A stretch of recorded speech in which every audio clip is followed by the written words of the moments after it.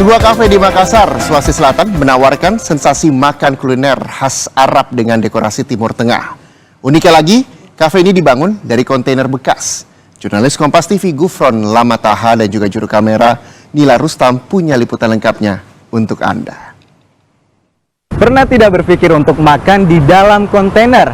Jika belum, Anda dapat merasakan sensasi untuk makan di dalam kontainer di salah satu kafe di kota Makassar. Seperti apa sensasinya? Ikuti saya.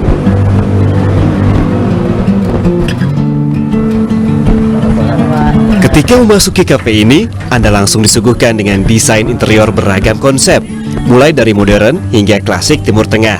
Kafe yang berlokasi di Jalan Sultan Alauddin Makassar, Sulawesi Selatan ini memang menawarkan sensasi makan di tempat yang biasa dibilang estetik oleh anak-anak gaul sekarang. Saya langsung memasuki Arabian Room. Nuansa Timur Tengahnya sangat terasa, mulai dari dekorasi hingga aroma yang digunakan. Tidak lupa untuk memesan makanan khas Timur Tengah seperti nasi kebuli hingga roti Mariam berbagai topping. Kira-kira apa ya keunggulan menu di kafe ini? Yuk kita langsung ngobrol sama pemiliknya. Jadi memang sebenarnya sih hampir mirip sebenarnya ini mandi dengan biryani kapsa, cuma memang satu ini lebih soft dia kalau mandi dia. Kalau yang biryani jadi ada yang pedas sebenarnya, lebih condong pedasnya. Jadi ada yang kaya rasa juga ada, jadi kayak seperti asam-asam gitu dia bedanya gitu.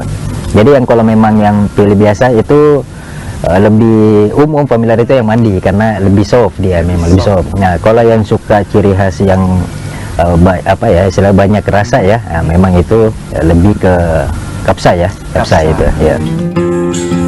Bukan hanya itu, kafe ini juga mengusung konsep ramah lingkungan yang bangunannya terbuat dari kotak kontainer bekas. Nah, untuk menikmati kuliner Timur Tengah di dalam kotak kontainer, Anda tidak perlu merogoh kocek dalam-dalam.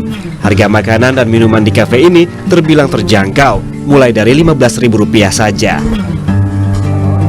Gufron Lamataha, Nila Rustam, Kompas TV, Makassar, Sulawesi Selatan.